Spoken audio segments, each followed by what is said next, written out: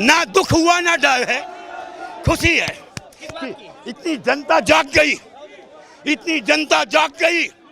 अरे मेरी भी गर्दन कट जाए, अरे मेरी भी गर्दन कट जाए और ऐसे ही भीड़ लोग जाग जाए तो ये बहुत सस्ता सौदा है। आतंकवाद का ही धर्म होता है, इंसानियत का धर्म नहीं होता। लेकिन एक ही धर्म है जहां से आतंकवाद और आतंकवाद और आतंकवाद को पाला जाता है। आज तलवारों का युद्ध नहीं है, आज वोट, हमारा वोट हथियार है। बंगाल में तो पूरा शहर हिंदू विहीन कर दिया गया, उनकी माँ छिन गई, उनकी बेटी छिन गई, उनके मकान छिन गए, उनका धर्म छिन गया। ये 26 आदमी की तुलना आप उनसे करते हो। बच्चों की मौत कभी आग ठंडी होती है? वो तो ठंडी कब होगी जब उनका समूल नष्ट हो जाएगा, उनका बीज नष्ट हो जाएगा, जब हमें यकीन हो जाएगा कि इनके पैदा करने वाले माँ बाप भी नहीं रहे।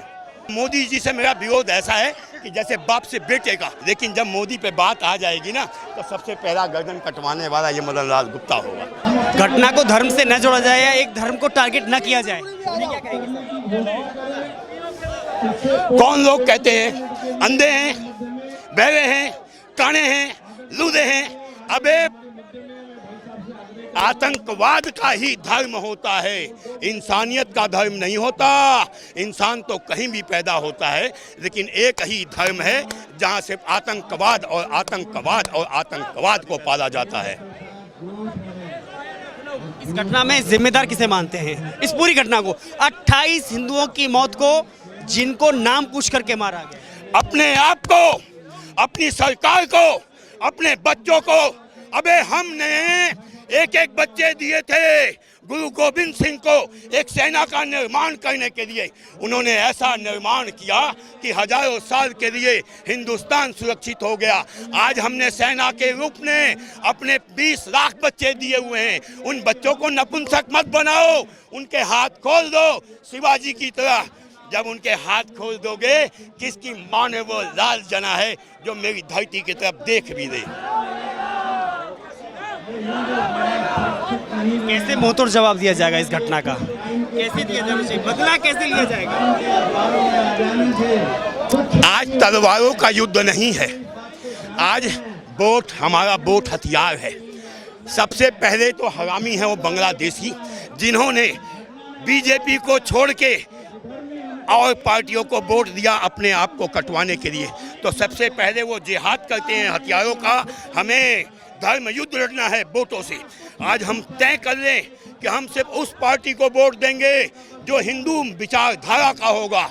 जहां बीजेपी जीतती है वहां बीजेपी को दे, लेकिन जहां बजरंग दल जीतती है उसे तगड़े बहुमत से जिताएं, क्योंकि बजरंग दल हमारे विचारों के काफ़ी करीब है। हिंदू महासभा को जिताएं, वो हमारे विचारों के ज़्यादा करीब है। अब कोई अगला हमारे पास क्या बोलते हैं उसको, विकल्प ना हो तो मोदी जी हैं। आखिरी विकल्प मोदी जी हैं, उससे पहले हमारे पास बहुत सारे विकल्प का हमें। मोदी को आप इसलिए लाए थे, एक बार चुना, 2 बार चुना, 3 बार चुना, पुलवामा हुआ, पहलगाम हुआ, पठानकोट हुआ, इससे पहले तो पहले भी होते थे। मोदी जी को हम इसलिए लेके आए थे कि वह हमारे देश को हिंदू राष्ट्र की ओर लेके जाएंगे। जब सारे दुश्मन उनके खिलाफ खड़े हो गए तो हमें लगा हिंदुत्व का एक ही झंडा है, एक ही नाम, मोदी मोदी तेरा नाम। तो हम मोदी जी को लेके आए, लेकिन धीमे धीमे हमारा भी उनसे मन खट्टा होने लग गया। बताता हूँ, इंदिरा गांधी के जब मुसलमानों को बांग्लादेश में मरने की परिस्थितियाँ आ गई, कटने की आवश्यकता पड़ गई, तो इंदिरा गांधी ने हजारों हिंदू फौज को वहाँ पे उतार दिया। बांग्लादेश में मेरे हिंदू कट रहे थे, आप नहीं गए। बंगाल में मेरे हिंदू कट रहे थे, आपने वहाँ राष्ट्रपति शासन नहीं लगाया। अब ये 26, आप क्या समझते हो कि ये 26 आदमी मारे गए? ये बहुत छोटी सी घटना है। एक बड़ी घटना से हमारे दिमाग को बदल देने के लिए बंगाल में तो पूरा शहर हिंदुओं विहीन कर दिया गया। उनकी माँ छिन गई, उनकी बेटी छिन गई, उनके मकान छिन गए, उनका धर्म छिन गया। ये 26 आदमी की तुलना आप उनसे करते हो? उन्होंने एक स्टेट का निर्माण कर दिया और हमें बरगला के इधर लगा दिया। अगर इसमें के तय में जाओगे तो इस केस में ममता बानो को पाओगे, इस केस में जाओगे तो इस केस में राहुल बब्बा को पाओगे, इसके तय में जाओगे तो सोनिया माइनो का कहीं स्क्रिप्ट लिखा हुआ कहानी मिलेगी। देश को जरूरत है योगी जैसे नेता की। हेमंत बिस्व शर्मा क्यों नहीं, योगी जी ही क्यों, योगी जी से भी कठोर विचारधारा के लोग यहाँ पे हैं।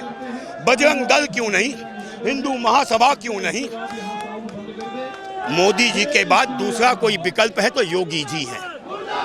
मोदी जी के बाद कोई दूसरा विकल्प हमारे पास है तो योगी जी हैं, लेकिन इनसे भी कठोर लोग हैं। पहलगाम घटना के बाद में दुख हुआ, कहीं डर है मन में कि आज हिंदुस्तान के अंदर हिंदू ही खतरे में है? ना दुख हुआ ना डर है, खुशी है। इतनी जनता जाग गई, इतनी जनता जाग गई। अरे मेरी भी गर्दन कट जाए, अरे मेरी भी गर्दन कट जाए और ऐसे ही भीड़ लोग जाग जाए तो ये बहुत सस्ता सौदा है। हिंदू जागा ना, हिंदू कटने के लिए पैदा होगा, हिंदू मरने के लिए पैदा होगा। हिंदू कब कटा नहीं है, हिंदू कब मरा नहीं है, क्योंकि हमें तो महाभारत से दूर कर दिया गया, हमें महाभारत नहीं पढ़ाया गया। जिस दिन हम महाभारत पढ़ने लग जाएंगे, आधा उदल पढ़ने लग जाएंगे, भगवान कृष्ण की गीता पढ़ने लग जाएंगे, उस दिन हमारी ये परिस्थितियां नहीं होगी। कोई हमारे तरफ देखेगा, हम उसकी। इस सीने में लगी जो आग है वह ठंडी कैसे होगी? बच्चों की मौत कभी आग ठंडी होती है? वो तो ठंडी कब होगी जब उनका समूल नष्ट हो जाएगा, उनका बीज नष्ट हो जाएगा, जब हमें यकीन हो जाएगा कि इनके पैदा करने वाले माँ बाप भी नहीं रहे। क्योंकि जब मशीन पैदा रहेगी तो वैसे षड्यंत्रकारी बार बार पैदा होते रहेंगे। मोदी को इसीलिए चुना था आपने? मोदी को इसीलिए चुना था आपने? तो और क्या समझते हो? ये हराम का बिजली, हराम का पानी, हराम का खाना खाने के लिए चुना था। अबे कमा तो हम सकते हैं, आज भी मैं लाखों रुपए महीना कमाता हूँ और टैक्स के रूप में पैसा देता हूँ। इसलिए देता हूँ कि तू मुझे सुरक्षा दे, मैं तुझे पैसा दूंगा, लेकिन उस पैसों को मेरे उन दुश्मनों डकैतों पे मत खर्च कर। कश्मीर जैसों पे जहाँ पे तूने करोड़ों अरबों रुपए लगा के उनको मजबूत कर दिया, आज उनके पास पैसे आ गए तो आतंकवादियों को फंडिंग कर रहे हैं। तो हमें नहीं चाहिए ऐसे कश्मीर का विकास जहां हमारे खून से होली खेली जाती हो। ऐसा विकास नहीं चाहिए विकास। आपने आरक्षण के लिए, 3 तलाक के लिए, वक्फ बोर्ड के लिए, राम मंदिर के लिए, किसके लिए मोदी को लाया? किसके लिए मोदी को लाया? मैंने हिंदू राष्ट्र के लिए लाया। जब हिंदू राष्ट्र बन जाएगा तो ये सब छोटी छोटी घटनाएं उसमें ही अपने आप समाप्त हो जाएगी। 11 साल तो हो गए, तीसरी बार मौका दिया है आपने मोदी को। 1000 साल की गुलामी को आप 11 साल में समाप्त कर देना चाहते हो? अरे भाई, एक जब मकान बनाते हैं ना 20 मंजिल की, तो उसको भी 5 साल लगता है बनाने में। ये तो पूरा भारत है, तो इसको बनाने में मोदी को 50 साल लगेंगे। 50 साल। मोदी पे भरोसा है? भरोसा हो किस पे किया जाए?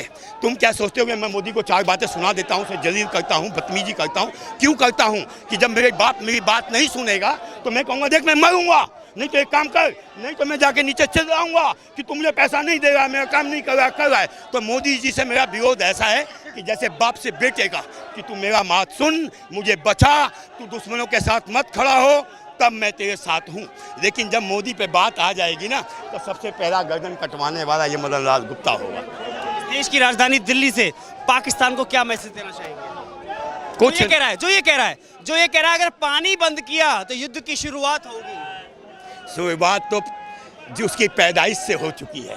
जिस दिन पाकिस्तान पैदा हुआ था, शुरुआत उस दिन से हो चुकी है और ये अनवरत चालू है। तो मैं उनसे तो सिर्फ एक ही कहूँगा कि अबे तुम्हें मक्का मदीना वाले मुसलमान नहीं मानते, अपने कुत्तों के बराबर मानते हैं, तो क्यों जलील होते हो? अपने धर्म में वापस आ जाओ। तुम्हारे बाप कल भी हिंदू थे, आज भी हिंदू है। बाप से लड़ के बेटा कभी जीत नहीं सकता। समाज पूरा हमारे साथ खड़ा हो जाएगा। जब बाप पर कोई बेटा गरियाएगा ना तो समाज साथ खड़ा हो जाता है। आपने देखा अमेरिका हमारे साथ, रूस हमारे साथ, सारे देश हमारे साथ क्यों खड़े हो गए कि सारे बाप से पंगा दे गए। तो बाप ने तो एक रात मारना और सारे हरामी को ख़त्म हो जाना है। आखिरी सवाल, एक आखिरी सवाल, ऐसे पीओके को लेने की बार बार जो बात हो रही है, कश्मीर संभाला नहीं जा रहा, पश्चिम बंगाल संभाला नहीं जा रहा है, पीओके क्यों चाहिए फिर? पीओके चाहिए, वहाँ की जमीन चाहिए, वहाँ के लोग नहीं चाहिए। क्योंकि हमने बांग्लादेश भी इसी परिस्थितियों में बनाया था और हजारों अपने जवानों की शहादत दी थी, लेकिन उनका चरित्र वही है जो उन्होंने फिर दिखा दिया। तो ऐसे चरित्रवान लोग नहीं चाहिए। Thank you.